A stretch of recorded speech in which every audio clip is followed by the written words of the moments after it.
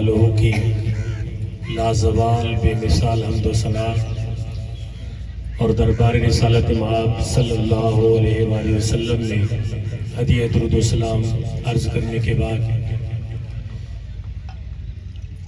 معزز و محتشم ارباب فکر و دانش حضرات علماء کرام، حفاظ کرام، طلباء کرام اور حاضرین مجلس، السلام علیکم ورحمۃ اللہ وبرکاتہ۔ آج کی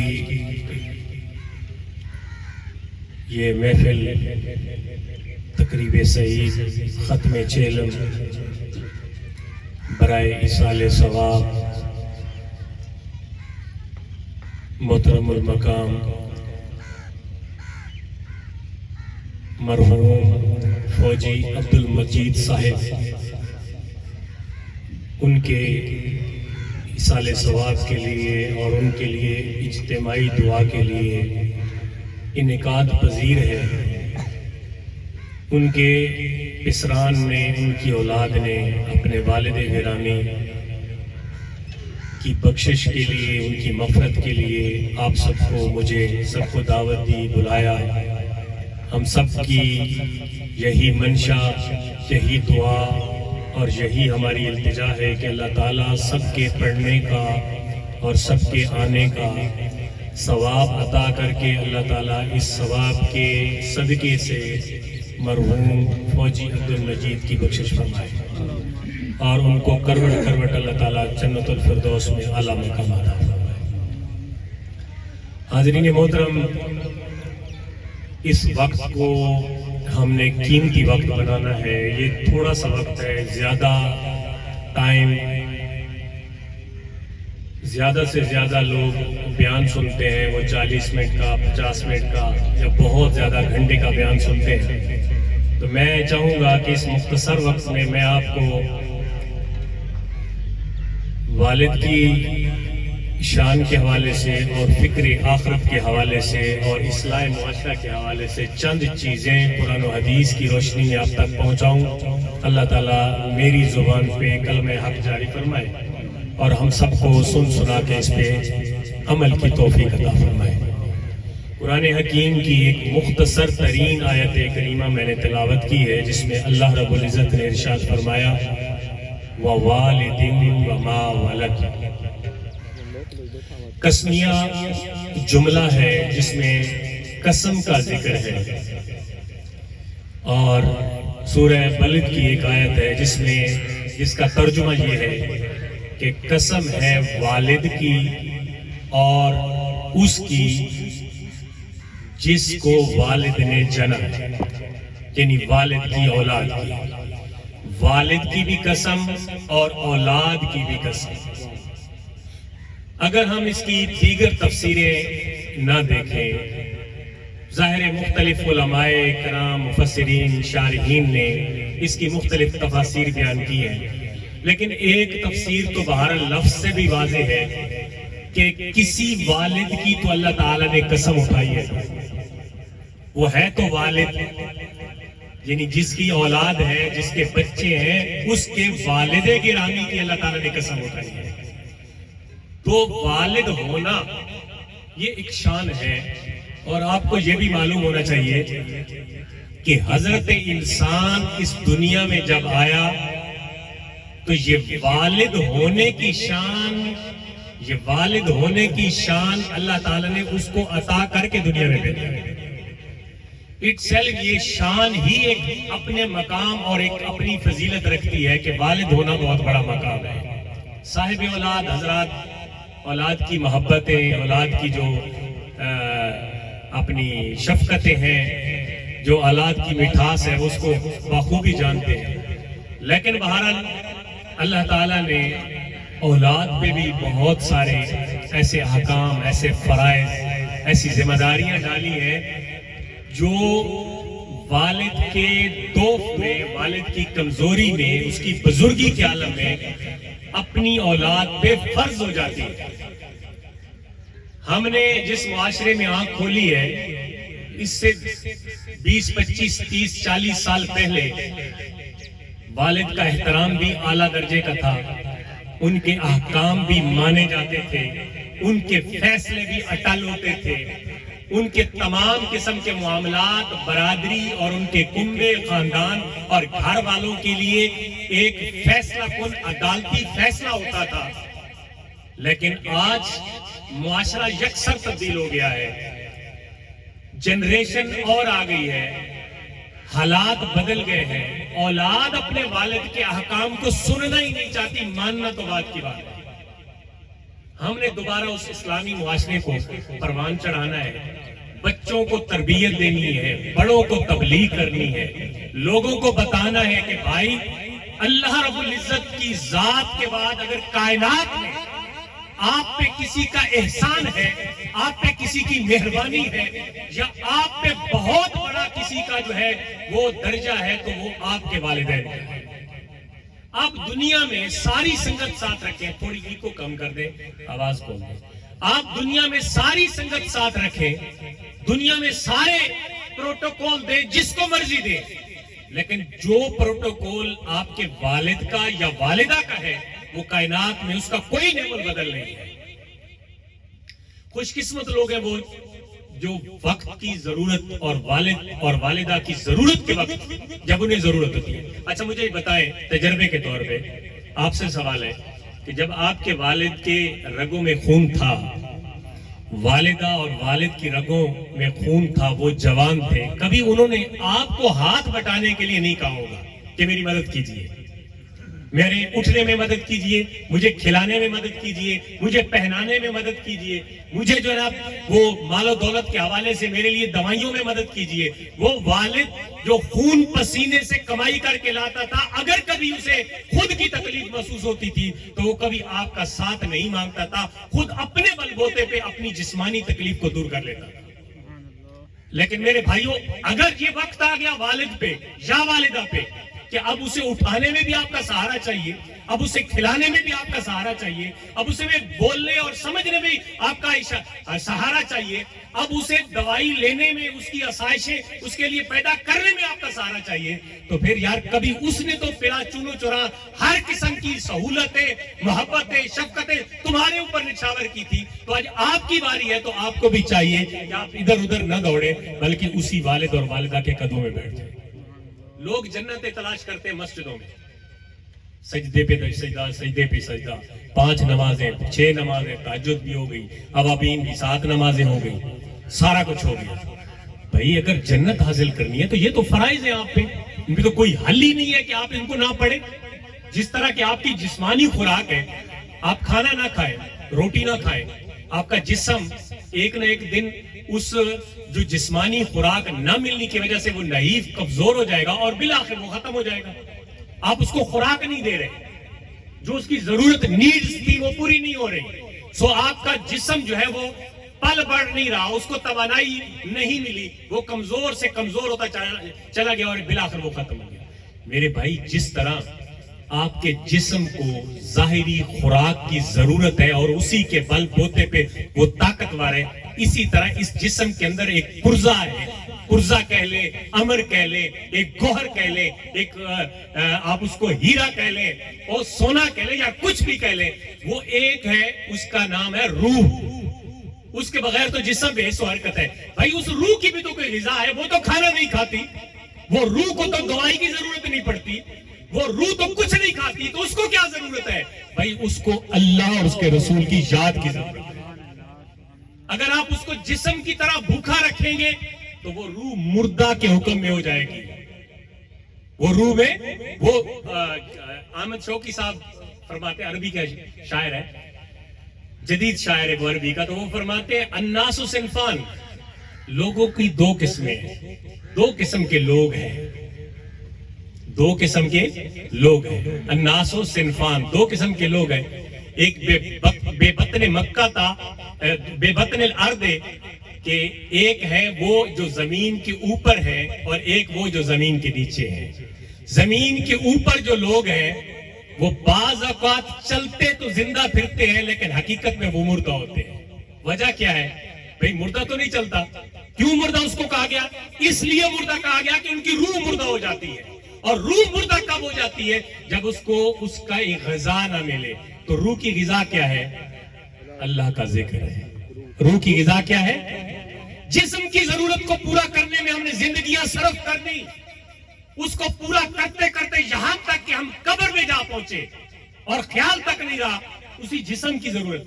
تو بھائی روح کی بھی تو ضرورت تھی، اور وہ روح کی ضرورت یہی اللہ کا ذکر ہے. اور اللہ کے ذکر کی سب سے جامع شکل اور بہترین شکل اللہ کی بارگاہ میں کھڑے ہو کے نماز پڑھنا ہے. یہ تو روح کی غذا کی میں بات کر رہا ہوں. تو میں نے بات شروع کی جنت سے، تو ہم نے جنت کہاں تلاش کی؟ مسجدوں میں. لیکن اللہ کے محبوب نے فرمایا جنت تو بھلے تمہارے گھر میں ہے، اور تمہارے گھر میں کتنے؟ بھائی ماں باپ کی خدمت میں ہی تمہاری جنت ہے. یمن سے ایک آدمی آیا جہاد کے غرض سے، حضور کی بارگاہ میں مدینہ طیبہ میں اجازت طلب کرتا ہے، یا رسول اللہ صلی اللہ علیہ وسلم یمن سے آیا ہوں، اتنا سفر کیا میں نے، جہاد کرنا چاہتا ہوں. بھائی جہاد کیوں کیا جاتا ہے؟ شہادت کی موت. شہید کیوں ہونے چاہتے ہیں؟ بلا حساب جنت عطا ہو جائے گی. بھئی ایک جنت بالآخر جنت کا حصول مقصد ہے، بلا حساب جنت مل جائے گی. آپ نے فرمایا گھر میں کوئی بوڑھا مائی باپ ہے؟ عرض کرتے ہیں کہ جی ماں موجود ہے، باپ نہیں ہے، ماں موجود ہے. آپ نے فرمایا جا ارجع، واپس لوٹ جا. ابھی کتنا سفر کر کے آیا تو؟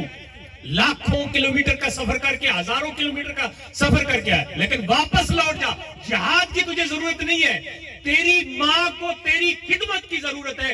اگر تو اس کی خدمت کر سکتا ہے تو خدمت کر، تجھے وہیں پہ جنت مل جائے گی، وہیں پہ جنت مل جائے گی. اچھا میرے بھائیو، سوال یہ ہے کہ بھئی جنت حاصل کرنی ہے، کمانی ہے جنت، تو اللہ نے تو تمہارے گھروں میں جنت پیدا کی ہے، وہ جنت گھروں میں بنا دی ہے. باپ تمہارا جنت، ماں تمہاری جنت، انہی کی خدمت کر.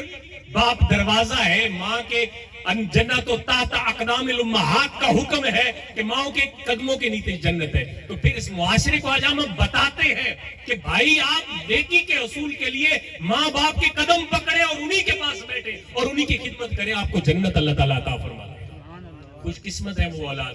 یقیناً جب والدین بوڑھے ہو جاتے ہیں تو ان کی جو اپروچز اور سوچیں ہوتی ہیں وہ بچوں کی طرح ہو جاتی ہیں. وہ بات بات پہ جھگڑتے ہیں جیسے بچے جھگڑتے ہیں، وہ بات نہیں سنتے، وہ رولا ڈالتے ہیں گھر میں، وہ بڑے مسائل پیدا کرتے ہیں. لیکن خوش قسمت وہ اولاد ہے، اور میں ان کو شاباش دیتا ہوں. یہ جو بیٹے بیٹھے ہوئے ہیں ان کے، فوجی عبد المجید کے محمد عابد صاحب اور محمد سہیل صاحب، انہوں نے اپنے والد کی، ظاہر ہے ہم بھی اسی معاشرے کا حصہ ہیں، ملتے بھی رہتے تھے، تو جب وہ سختی کرتے تھے تو یہ خندہ پیشانی سے ان کی سختی سن کے برداشت کر لیتے تھے. اور یہی ان کی اچھائی اور نیکی کی علامت ہے کہ جب اس موقع پر بھی والدین اگر سختی کرتے ہیں تو یہ ان کو خندہ پیشانی سے برداشت کر لیتے ہیں، اس پہ بھی انہیں ثواب ملتا ہے. اور یہی حقیقت ہے، اور یہی ہمارے معاشرے کے نوجوان کو ضرورت ہے صبر کی، اور اسی موضوع کی ضرورت ہے. ورنہ باقی موضوعات تو آپ سنتے رہتے ہیں، علماء کرام ہر جمعے پہ آپ کو بتاتے ہیں، ہر محفل پہ بتاتے ہیں کہ یار اسلامی معاشرہ میں ہم نے اپنے گھروں کے ماحول کو ٹھیک کرنا ہے. اور گھروں کے ماحول میں آپ جب اپنے والدین کا کہا مانیں گے تو آپ کی اولاد بھی ریوارڈ میں آپ کی بات مانے گی. یہ نہیں ہو سکتا کہ آپ فرما بردار ہوں اور آپ کی اولاد نافرمان نکلے، ممکن ہی نہیں ہے. لیکن ایک بات ضرور یاد رکھیے گا، اگر کوئی اس خلش میں، اس خامی میں ہے کہ میں نے اپنے والد کی اور والدہ کی بات نہیں سنی تھی، تو آج میری اولاد میرا کہا مانے گی؟ کبھی نہیں ہوگا ایسا. اگر آپ کو چاہیے کہ آپ کی زندگی میں آپ کی اولاد آپ کا حکم مانے اور آپ کی خدمت کرے، تو آپ کو چاہیے ہوگا کہ آپ بھی اپنی زندگیوں میں اپنے والدین کو وہ پروٹوکول دیں جس کے وہ حقدار ہیں. نبی کریم صلی اللہ علیہ وسلم کی پاک بارگاہ میں ایک شخص آیا اور صحابی تھا. ظاہر حضور سید عالم صلی اللہ علیہ وسلم کی جس نے ایمان کی حالت میں زیارت کی ہو اس کو صحابی کہتے ہیں. اس کو کیا کہتے ہیں؟ اور صحابیت کے مرتبے تک کوئی نہیں پہنچ سکتا چاہے جتنا بڑا عبادت گزاری کیوں نہ ہو، کیونکہ صحابیت کا مرتبہ اسی کو نصیب ہوتا ہے جس نے ایمان کی حالت میں آقا دو عالم صلی اللہ علیہ وسلم کی زیارت کی ہو. شخص آیا، جوان تھا، آیا عرض کی یا رسول اللہ صلی اللہ علیہ وسلم، میرا باپ ہے اور وہ میں کما کے لاتا ہوں، سارا دن میں کماتا ہوں، مزدوری کرتا ہوں، محنت کرتا ہوں، ملازمت کرتا ہوں، میں کما کے رکھتا ہوں گھر میں، اور میرے پوچھے بغیر میرا والد ان پیسوں سے، ان چیزوں سے اٹھا لیتا ہے اور اپنی ضرورت پوری کرتا ہے. محنت میں کرتا ہوں، لیتا وہ ہے. یا رسول اللہ، یہ میں شکایت لے کے آپ کی بارگاہ میں آیا ہوں. اب سنیے ذرا، آپ بحیثیت والد سنیے ذرا، اور بحیثیت بیٹا اور اولاد بھی سنیے ذرا، کہ جب اس نے شکایت لگائی نا تو آقا دو عالم صلی اللہ علیہ وسلم نے ایلچی بھیجا، قاصد بھیجا کہ جا کے اس کے والد کو بلا لیا جائے۔ وہ تو چلا گیا، بیٹا چلا گیا، والد آ گیا۔ اب والد کو جب سنیڑا ملا نا، پیغام ملا، تو اب اس کے دل میں جو ہے بس سے آنے لگے کہ آج اتنی بڑی بارگاہ سے مجھے بلاوا کیوں آیا؟ تو اس نے قاصد سے پوچھ لیا کہ بھئی کیا ماجرا ہے، میرے لیے کوئی نیا حکام آ گئے، کوئی نیا حکم ہے میرے لیے؟ تو اس نے تھوڑا سا کلیو کے طور پہ، تھوڑا سا اشارے کے طور پہ بتا دیا، بھئی تیرا بیٹا بیٹھا تھا وہاں پہ اور وہ تیری یہ شکایتیں لگا رہا تھا حضور کی بارگاہ میں۔ اب جب اس نے شکایتیں سنی نا تو باپ کے دل ہی بھی یار بڑے نرم ہوتے ہیں، سخت ہو کے بھی نرم ہوتے ہیں۔ باپ سخت ہو کے بھی، ماں کے دل تو نرم ہے ہی ہے نا، باپ کے دل سخت ہو کے بڑے نرم ہوتے ہیں، لیکن ان کو یاد بڑی ستائی جب اس نے یہ سنا نا، یہ سوچا کہ میرا بیٹا میرے بارے میں میری شکایت لگانے بارگاہ رسالت میں پہنچا، تب اسے یاد آئی وہ دور جب وہ بچہ تھا، نہ چل سکتا تھا، نہ پہن سکتا تھا، نہ کھا سکتا تھا۔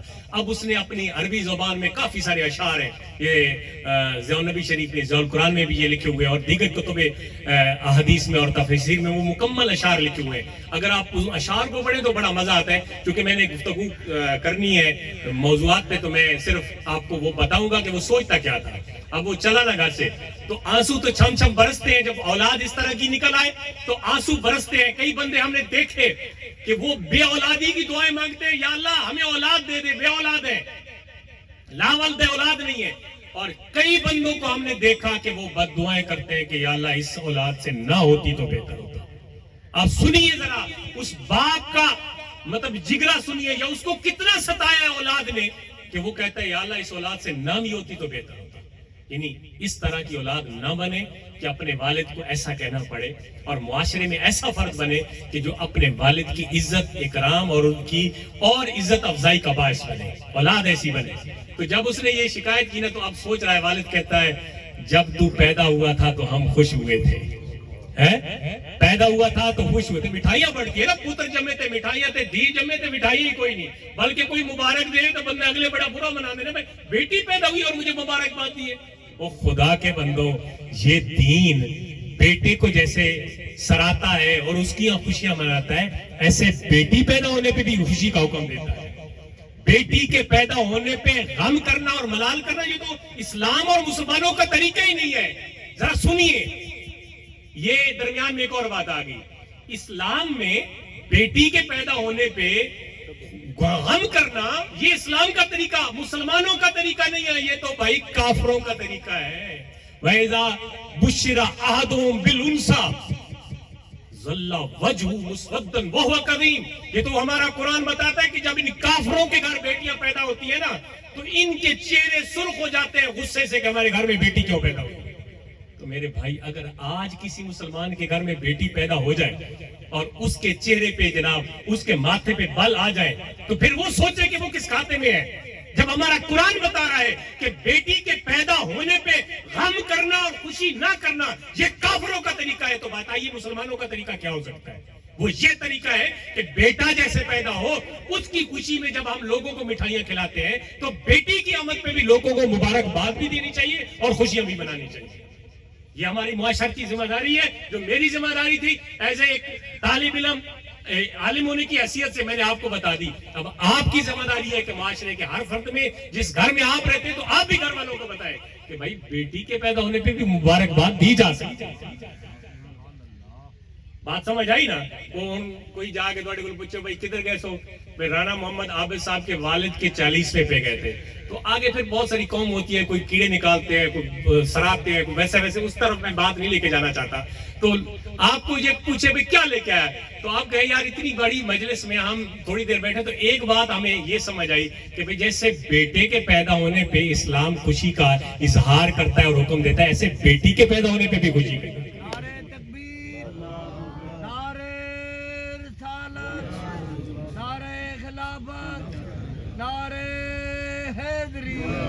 عوامی گرامی قدر، میں زیادہ دیر گفتگو نہیں کرتا، مختصر گفتگو کرتا ہوں، لیکن کوشش میری ہوتی ہے کہ جو سامنے بیٹھے ہوئے لوگ ہیں ان کو کچھ چیز قرآن و حدیث کے حوالے سے سمجھ آ جائے، یہی ہماری کامیابی ہے۔ اور آج کی مجلس کا یہی روح رواں ہے کہ اگر کوئی ایک بندہ بھی، اگر کوئی والدین کا نافرمان بیٹا اور وہ یہ چیزیں سن کے وہ فرمانبرداری کی طرف لوٹ آیا، تو پھر جس کے لیے ہم بیٹھے ہیں اس کے بھی بلا حساب بخشش ہے، اور جو بیٹھے ہوئے ہیں ان کی زندگی بھی ایک نئے ڈگر پہ چل جائے گی۔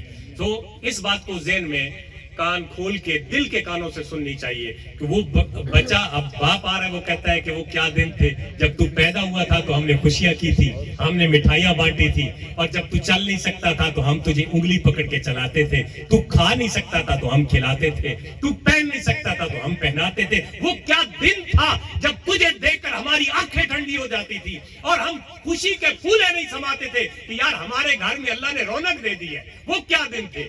لیکن اب سوچا کہ یہ دن بھی آئے کہ جب ہم بوڑھے ہوئے، اب تیرے ہاتھوں کی ہمیں کھلانے کی ضرورت پڑی، اب تیرے سہارے کی ہمیں ضرورت پڑی، تو اب تو ہماری شکایتیں لے کر بڑی بارگاہ میں پہنچ گیا اور کہتا ہے کہ میرا والد میرا پیسہ لے لیتا ہے، میرا والد مجھ سے پوچھتا نہیں ہے۔ کیا وہ دن تھے تو پیدا تھا ہم خوش ہوئے تھے، آج وہ دن ہے کہ تیرے پیدا ہونے پہ بھی ہم افسوس کر رہے ہیں۔ اب یہی وہ سوچتا، اور والد کے آنسو جاری تھے۔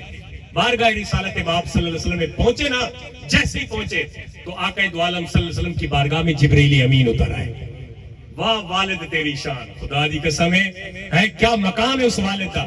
والد دی شان لے کے جبریل امین حضور کی بارگاہ میں اترے اور آپ کو آ کے عرض کی کہ اے رسول خدا صلی اللہ علیہ وسلم، یہ جو باپ بوڑھا آیا ہے نا جس کو آپ نے بلایا ہے، اس کو کہے شکایتیں بعد میں سنانا، باتیں بعد میں سنانا، پہلے وہ شعر سنائے جو رستے میں پڑھ کے آ رہا تھا۔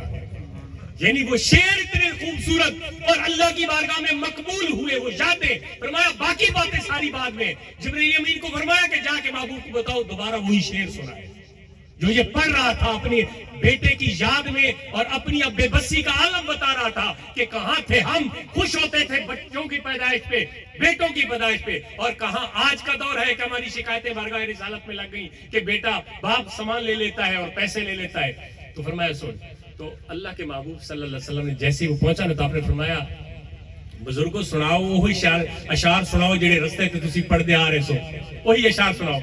تو حیران ہوا کہ ایک میں تھا اور ایک میرا اظہار تھا، ایک میں تھا اور ایک میری زبان تھی، نہ دوسرا ساتھ تھا سننے والا، نہ میں نے موبائل میں ریکارڈنگ تھی، میں نے تو کچھ بھی نہیں کیا، اور یہ اشعار کیسے پتہ چل گئے حضور کی بارگاہ تک کہ یہ اشعار بھی پڑھ رہا تھا۔ تو آپ نے فرمایا حکم تھا، وہ بندہ شروع ہو گیا، اور آقا دو عالم صلی اللہ علیہ وسلم لجپال ہے، سونے لجپال کریم آقا سن دے پہنے نال آپ دی اکھاں چو آنسو، اتنے زیادہ راوی بتاتے ہیں کہ آپ کی آنکھوں سے اتنے زیادہ آنسو نکلے کہ آپ کی داڑھی مبارک تر ہو گئی، اور جیسے اس کے اشعار ختم ہوئے اور جیسے اس نے اپنی گفتگو شکایت ختم کی کہ اب میں بوڑھا ہوں، مجھے ضرورت آئی تو میرا بیٹا شکایت لے کے پہنچ گیا اپنی بارگاہ میں۔ تو ایک روایت میں یہ آتا ہے کہ حضور جب اس کی گفتگو ختم ہوئی نا تو آپ نے آنکھیں کھولی، ایک تو آپ کی داڑھی مبارک رو رو کے آنسو سے تر ہو گئی تھی والد کی شان میں، آپ جلال میں اٹھے اور آپ نے ایسے اس بچے کو، اس بیٹے کو بھی بلایا، اس کے گریبان سے پکڑا۔ ایک روایت میں یہ بات موجود ہے کہ آپ نے اس کے گریبان میں پکڑا، اور ایک روایت میں یہ گریبان میں نہیں پکڑا، آپ نے مخاطب فرمایا اس کو، فرمایا انتا وہ مالوں کا لے ابھی کا، تو شکایتیں لے کے میرے پاس آتا ہے کہ میرا مال اٹھا لیتا ہے، تو اور تیرا مال سب کچھ تیرے باپ کی ملکیت میں ہے، تو یہ سمجھتا ہے کہ کماتا میں ہوں اور پیو کیوں لے لیتا ہے، باپ کیوں لے لیتا ہے؟ فرمایا تو بھی تیرے باپ کی ملکیت میں ہے اور تیرا مال بھی تیرے باپ کی ملکیت میں ہے، تو یہ نہ سمجھ کہ میں آزاد ہوں، تو اور تیرا مال دونوں تیرے باپ کی ملکیت میں ہے، اور کوئی بندہ جب اپنی ملکیت میں تصرف کرتا ہے تو گناہ نہیں ہوتا، وہ ملکیت میں تصرف، اپنی مقبوضہ چیز میں تصرف کر رہا ہے، وہ اس کا مالک ہے۔ اور ہاں والدین کو بھی چاہیے وہ انصاف کا ترازو قائم رکھے، بچوں کے درمیان، اولاد کے درمیان فرق نہ کریں، پروٹوکول ضرور دے، ایک بچہ اس کی بات ہی نہیں مانتا تو اس کو وراثت سے بے دخلی کرنا انصاف نہیں ہے۔ آپ اپنی قبر کیوں گندی کرتے ہیں؟ آپ اپنے اوپر کیوں بوجھ ڈالتے ہیں کہ بھئی ایک بچہ نافرمان ہے اور آپ اس کو بے دخل کر رہے ہیں وراثت سے؟ بھئی آپ خدا نہیں ہیں، آپ والد ہیں، خدا نے بتایا، وہ پروردگار ہے، اس نے بتایا کہ اپنی اولاد میں تقسیم کرو، اب آپ ایک کو نکال مائنس کر دیتے ہیں تو اس کا مطلب کیا ہے؟ آپ خود خدا بنے بیٹھے ہیں، خدائی فیصلے آپ کر رہے ہیں، خدائی فیصلے آپ کر رہے ہیں، وہ خدا کا فیصلہ ہے، وہ رب ذوالجلال کا فیصلہ ہے کہ ان میں تقسیم کر دے. اس کی نافرمانی کی وبال اس کے اوپر ہے. وہ قیامت کے دن جواب دے ہوگا کہ جس نے تجھے جنا ہے اور جس نے پالا ہے اور جس نے اتنا بڑا تجھے کیا ہے، آج تجھے بڑے دنیا دار دنیا کے عہدے مل گئے اور تو بڑا ہو گیا ہے، تو آج تو والد کی بات نہیں مانتا اور اس کا کہنا نہیں مانتا اور اس کی نافرمانی کرتا ہے. یہ تو بوجھ اس کے اوپر ہے. تم اپنی قبر کیوں گندی کرتے ہو ناانصافی کر کے؟ تو میں والد ہونے کی حیثیت سے بھی یہ بتانا چاہتا ہوں کہ ان اولاد میں انصاف کیا جائے. اور بیٹے ہونے کی حیثیت سے تو میں نے آپ کو بتایا کہ بیٹوں پہ کیا لازم ہے کہ قرآن تو کہتا ہے کہ فَلَا تَقُلْ لَهُمَا اُفٍّ وَلَا تَنْهَرْهُمَا. یہ ہمارا قرآن ہے، سورہ بنی اسرائیل ہے اور 15واں پارہ ہے، جس میں اللہ فرماتا ہے بھائی تمہارے اوپر کیا لازم ہے؟ والد کی ہر خوشگوار ناخوشگوار بات کو اگر آپ نے سنا اور آپ نے آگے صرف اف کہہ دیا، اور اف کہنے پہ زور نہیں لگتا، نہ زبان کا نہ جسم کا، صرف شف ہی ہے، یعنی ہونٹوں کا زور لگتا ہے. ہونٹوں کے زور کا اگر ایک لفظ تو نے نکال دیا نا جس پہ کوئی انرجی تیری توانائی ضائع نہیں ہوئی، فرمایا اس پہ بھی تجھے گناہ ہے. اس پہ نہیں ہے. اور نہیں جو ہے نا امر کے متضاد ہے. فعل امر کا مطلب ہوتا ہے نا حکم دینا، بھئی تو یہ کر، اور نہیں اس کے اپوزٹ ہے تو یہ نہ کر. تو اللہ کا حکم ہے فلا تقل، نہ کہے، اف تک بھی اپنے والدین کے سامنے نہ بول ورنہ تو گناہگار ہو جائے گا. میرے معاشرے کے میرے عزیزوں، میرے بزرگوں، میرے بھائیوں، میرے بچوں، یہ اف کا لفظ قرآن نے کیوں بیان کیا؟ یہ سب سے ہلکا لفظ ہے، سب سے ہلکا، بولنے بھی سب سے ہلکا لفظ ہے. اور ویسے بھی اس کو اگر الفاظ کے طور پہ اس کی ترتیب حروفی دیکھیں تو دو حروف سے مل کے بنا ہے، حمزہ اور فا، دو حروف سے. یعنی ترتیب اگر لفظی دیکھیں تب بھی ہلکا ہے، اگر آپ ترتیب صوتی دیکھیں تب بھی ہلکا ہے، بولنے میں بھی ہلکا، لکھنے میں بھی ہلکا. تو اللہ تبارک و تعالیٰ نے والدین کا مقام بتاتے ہوئے وہ لفظ بتا دیا جو لکھنے میں بھی ہلکا اور بولنے میں بھی ہلکا. فرمایا تاکہ دنیا والوں کو پتا چلے کہ والدین کا مقام اتنا ہے کہ ہلکے سے ہلکا لفظ بھی ان کی خدمت میں قابل برداشت نہیں. آئی سمجھ بات کی؟ تو اس لیے ہمیں یہ سوچنا ہوگا، ہمیں یہ بات جو ہے ازبر یاد کرنی ہوگی کہ بخشش کے ذرائع تو اللہ تعالیٰ نے بہت سارے بنائے. یہ ابھی شب برات آ رہی ہے، اس پہ بھی آپ نے اللہ کی بارگاہ میں معافی مانگنی ہے. آپ شب توبہ کے طور پہ اس کو منائیں، آپ نوافل پڑھیں، معافیاں مانگیں. لیکن میں آپ کو ایک بات بتاؤں کہ اس حوالے سے جتنی روایت ملتی ہے نا، ایک روایت میں نے یہ جو میری نظر سے گزری وہ یہ کہ بھائی اس رات تقریباً ہر گناہگار کی بخشش ہو جاتی ہے جو معافی مانگتا ہے. اور جو مانگتا ہی نہیں ہے، بچہ روئے نہیں تو ماں دودھ کیسے دے؟ بچہ روئے نہیں تو ماں دودھ کیسے؟ بھائی جس کو آنسو بہانا رب کی بارگاہ میں آتا ہی نہیں ہے. تو وہ کہتے ہیں، ایک بندہ تھا نا بنی اسرائیل کا، تو بخاری مسلم کی حدیث ہے، تو وہ بندہ ابھی مجھے بھائی آپ نے کہا ہے کہ آپ 15-20 منٹ اوپر لے جانا، ابھی میرے 10 منٹ ہوئے ہیں اور میں انشاءاللہ جلدی ختم کر دوں گا، اینڈ کی طرف جا رہا ہوں، کنکلوژن کی طرف. تو بنی اسرائیل کا ایک شخص تھا، قاتل تھا. ظاہر قتل کرنا بہت بڑا جرم ہے، ایک بندے کو قتل کرنا ناحق. ہمارا قرآن، ہمارا اسلام یہ کہتا ہے، حدیث یہ کہتی ہے کہ ایک بندے کو جان سے مار دینا یوں سمجھیے پوری انسانیت کو مار دینا ہے. سمجھی بات؟ ایک بندے کو مارنا، اور اس نے تو 99 قتل کر دیے تھے. 99 قتل کرنے کے بعد اس کا دل تھوڑا نرم ہوا کہ یار میں نے اتنا بڑا گناہ کر دیا کہ 99 بندے میں نے مار دیے. تو ایک راہب کے پاس گیا، اس وقت کا جو وہاں پہ بزرگ بیٹھا ہوا، تو اس کو کہا یار 99 قتل میں نے کیے ہیں، کوئی میرا معافی والا خانہ ہے کہ کوئی نہیں ہے؟ اس نے کہا بھئی اتنا بڑا جرم کیا تو نے، 99 بندے مارے ہیں، ایک بندہ مارنا جو ہے پوری انسانیت کو قتل. اس کر رہا چلو تیرے واسطے معافی دا خانہ ہی کوئی نہیں. انہوں نے کہا چلو تیرا ہی سر قلم کر دیے. وہ عالم صاحب دے سر قلم ہو گیا جنہوں نے دسیا اس وقت دا ہونا نہیں. وہ اس کے پورے 100 پورے ہو گئے، 100 پورے ہو گئے. لیکن ایک اور فقیر کے پاس وہ پہنچا، اور فقیر ہمیشہ اللہ کے ساتھ ملاقات کروا دیتے ہیں. فقیروں یہ جو نئی دنیا نا کہتے ہیں بابے تشائی کو نہیں، بابے کام کر دیں تھوڑا بہت کر دیں. فقیر کو گئے نا، فقیر آکھے یار 100 قتل کر دیتے، جرم تو بڑا کیتے ہی، لیکن وہ بڑا غفور رحیم ہے. سبحان اللہ. ذرا محبت سے کہتے سبحان اللہ. میری تقریر پہ نہیں، اللہ کا جتنا ذکر ہے اس کے مطابق ہے سبحان اللہ. جیسے وہ بڑا غفور رحیم ہے. 100 قتل جرم بڑا ہے، لیکن آپ یار نیت کریں، ایسا کریں ادھر سے نکل جائے. یہ جو پنڈ میں رہے ہیں نا، جس گاؤں میں رہ رہے ہیں، جہاں پہ آپ سے گناہ ہو رہے ہیں، اس لیے اس گاؤں کو خیر آباد کہہ دیں اور پکی نیت کر لے توبہ کی دوبارہ گناہ نہیں کریں گے. بس نکل جا، او فلاں بستی میں چلا جا، وہاں پہ اللہ کے نیک بندے رہتے ہیں، تو بھی ان کی صحبت میں رہ اور تو ہی ادھر رہ، انہی کے پاس رہ جا، اللہ تعالیٰ تیری بخشش فرما دے گا. اس نے کہا بندہ ٹھیک ملا ہے، چلو یہ ہجرت کرواتا ہے، ہجرت میں بھی برکت ہوتی ہے. ہجرت کرواتا ہے، اپنا گھر بار چھوڑ. نیت اچھی تھی کہ میں اللہ کا بندہ بن جاؤں، مجھ سے جتنے گناہ ہوئے مجھے معاف ہو جائے. نیت یہ تھی کہ میں اللہ کا بندہ بن جاؤں. سو اس نے ہجرت کری، اپنا شروع کر دی، اپنا گھر بار چھوڑا، اس بستی کو چھوڑ کے نکل پڑا. نیکوں کی بستی، اچھوں کی بستی کی طرف کسی نے رہنمائی کر دی، نکل پڑا.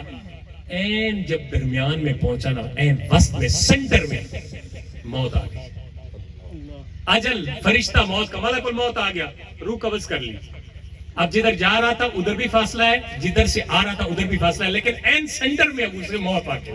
یہ حدیث بخاری و مسلم کی ہے، اتھینٹک متفقن علیہ حدیث بیان کر رہا ہوں، اس کا ترجمہ بیان کر رہا ہوں تاکہ لوگوں کو پتہ چلے. یہ کوئی ضعیف روایات نہیں بیان کر رہا ہوں میں، یہ حدیث بخاری و مسلم کی. ذرا اس پہ غور کیجئے. آپ کو اللہ کے قریب کرنا چاہتے ہیں، ہم اللہ کے رستے کی طرف بلانا چاہتے ہیں. ففروا الی اللہ، اللہ کے رستے کی طرف مڑو. کدھر دیکھ رہے ہو، کدھر جا رہے ہو؟ قرآن کہتا ہے یا ایھا الانسان ما غرک بربک الکریم. اے انسان، رب سے کیوں دور ہوتا ہے؟ وہی تو تجھے پیدا کرنے والا ہے، اسی نے تو تجھے بنایا ہے، کریم رب ہے، وہ تو تیری سنتا ہے، تو کیوں دور جاتا ہے؟ کہتا ہے کہ جب این سینٹر میں سے موت آئی نا، اب دونوں فرشتے آ گئے، دونوں فرشتے آ گئے، عذاب والے بھی اور رحمت والے بھی. دونوں فرشتے آ گئے این سینٹر میں. ہوئے عذاب جہنم والے نے کہا ہمارا ہے، یہ بندہ ہمارا ہے. 100 بندے مار کے آ رہے، تھوڑا کم نہیں، ہمارا بندہ ہے، یہ تو ہماری کمپنی کا، ہمارے گروپ کا، ہم اس کو لے کے جائیں گے. اور رحمت والے آ کے کہا یہ ہماری کمپنی کا بندہ ہے، ہم لے کے جائیں گے. جنت والے، دوزخ والے بھی اور جنت والے بھی، یعنی رحمت کے فرشتے بھی آ گئے اور عذاب والے فرشتے بھی آ گئے. جیسے ہی دونوں آئے، رولا ڈل گیا، رولا پڑ گیا. ایک کہا میں لے کے جاتا ہوں، ایک کہا میں لے کے جاتا ہوں. اللہ نے تیسرے فرشتوں کو بطور ثالث بنا کے بھیجا. فرمایا جا میرے فرشتوں کو. اب سنیے ذرا، یہ بس مجھے سمجھ آ گئی، نشانی آ گئی کہ میں ختم کروں، لیکن میری بات سنیے، توجہ میری طرف. اب اللہ تبارک و تعالیٰ نے بطور ثالث تیسرے کو بھیجا. فرمایا جا ان کے درمیان فیصلہ کر. اور فیصلہ کیا کرنا ہے؟ تیسرے جو ثالث نے فیصلہ کیا، وہ کہ یار ایسا کریں، اب دونوں کا جو جھگڑا ڈل گیا نا کہ ایک کہتا ہے ہمارا ہے اور ایک کہتا ہے ہمارا ہے، تو آپ ایسا کریں کہ زمین ماپ لیں، فاصلہ ان کا ناپ لیں. گناہ والی بستی چھوڑ کے آ رہا تھا اور نیک والی بستی کی طرف جا رہا تھا. جدھر فاصلہ کم ہے وہ والے لے جائے. توجہ نہیں کر رہے یار.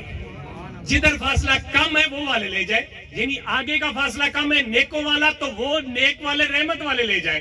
اگر پچھلوں کا فاصلہ کم ہے عذاب والے جدھر سے مار کے آ رہا تھا وہ والے لے جائے. اب دونوں جائے، فرشتے آپس میں وہاں پہ ان کا موازنہ کر رہے تھے، لڑائی ہو رہی تھی. ایک کہتا ہے ہم لے کے جائیں گے، ایک کہتے ہیں ہم لے کے جائیں گے. ثالث نے فیصلہ کیا بھئی زمین ماپ لو. اور یہ فیصلہ بڑا مطلب ایک قرینے قیاس اور انصاف کا فیصلہ تھا کہ زمین ماپ لی جائے. زمین کی پیمائش شروع ہے. اب این سینٹر میں بندہ پڑا ہوا ہے.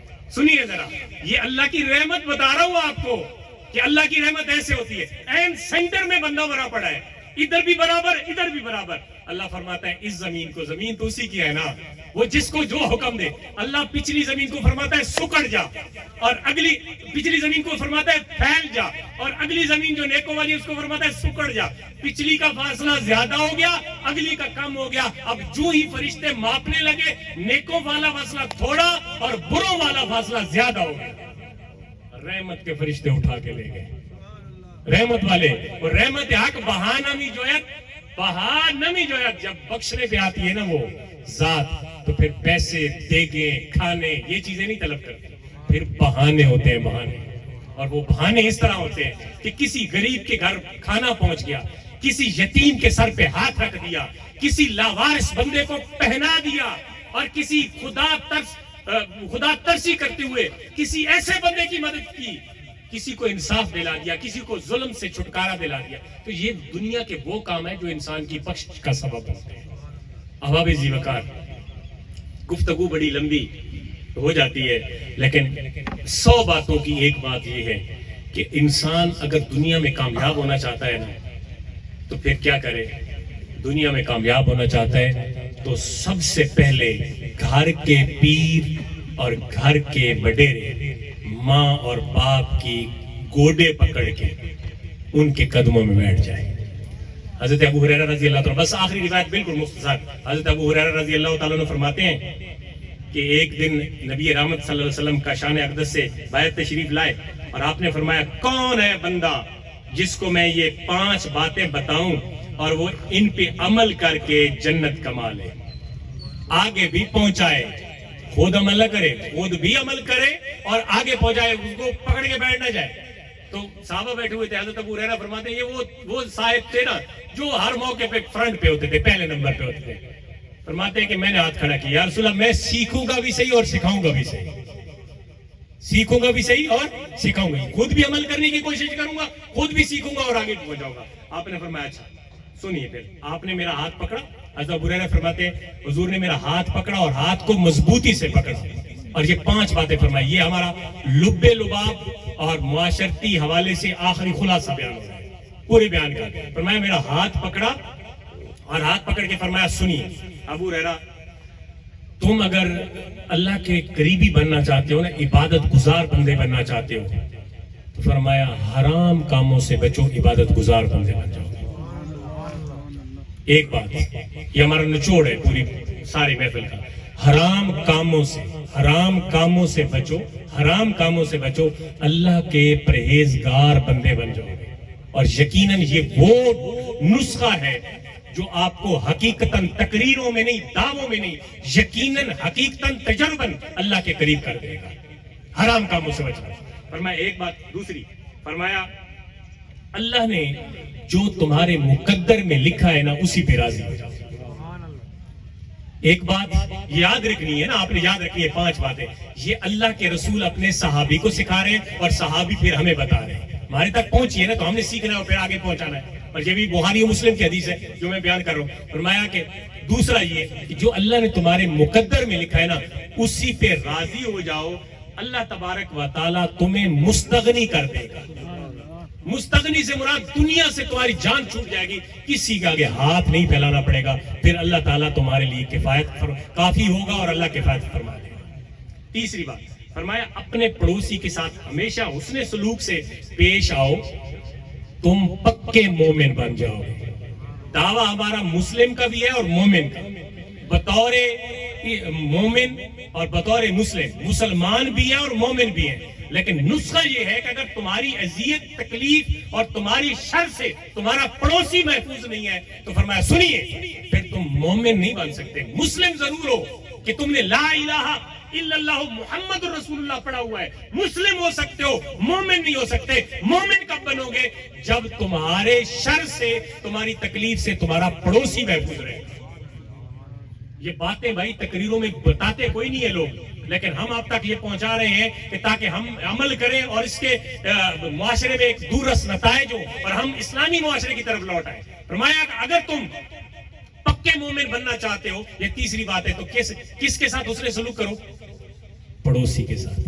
پڑوسی کے ساتھ ایسا سلوک نہیں ہونا چاہیے کہ پڑوسی دعا کرے کہ یا اللہ یا انہوں اتے چک لے تے یا اتھو چک لے، ایندا پڑوسی نہ ہو، یا انہوں اپنے کول بلا لے تے یا میری جان چھڑا۔ پڑوسی ایندا نہ ہوئے، بلکہ پڑوسی ہمیشہ اس انتظار میں رہے کہ میرا پڑوسی آئے گا تو اس کی حسن سلوک سے مجھے کیا فائدہ پہنچنے والا ہے، اس انتظار میں۔ اور چوتھی بات فرمایا دوسروں کے لیے بھی وہی پسند کرو جو اپنے لیے پسند کرتے ہو، تم سچے مسلمان بن جاؤ گے۔ سچے مسلمان اپنے لیے کھرے اور دوسروں کے لیے کھوٹے، یہ بھی مسلم کی نشانی نہیں ہے، یہ بھی اس کی نشانی نہیں ہے جو اسلام کا دعوے دار ہے۔ فرمایا اپنے لیے بھی جو پسند کرتے ہو دوسروں کے لیے۔ اور لاسٹ بات فرمایا زیادہ ہنسا نہ کرو، بہت زیادہ ہنسانے والا بندہ اس کا دل مردہ ہو جاتا ہے۔ اور جب دل مردہ ہو جاتا ہے تو پھر بندے کو توبہ کی توفیق، عبادت کی توفیق، حسن سلوک کی توفیق نہیں ہوتی۔ یہ 5 باتیں آخر میں وہ بتائی گئی جو رسول خدا نے حضرت ابو ہریرہ کو بتائی، اور حضرت ابو ہریرہ نے ہمارے تک پہنچائی، اور ہم نے اس پہ عمل کرنا ہے تاکہ اللہ تعالیٰ ہم سب کے جو بگڑیاں ہیں، جو معاملات ہیں، اللہ تعالیٰ سنوار دے۔ اللہ تعالیٰ سے بار دیگر دعا ہے کہ رب ذوالجلال مرحوم فوجی عبدالمجید کی ان الفاظ، ان کلام و تعام کے صدقے سے اللہ تعالیٰ مغفرت فرمائے اور ان کو جنت کے بالا خانوں میں ٹھکانہ عطا فرمائے۔ وما علیہ الا البلاغ المبین۔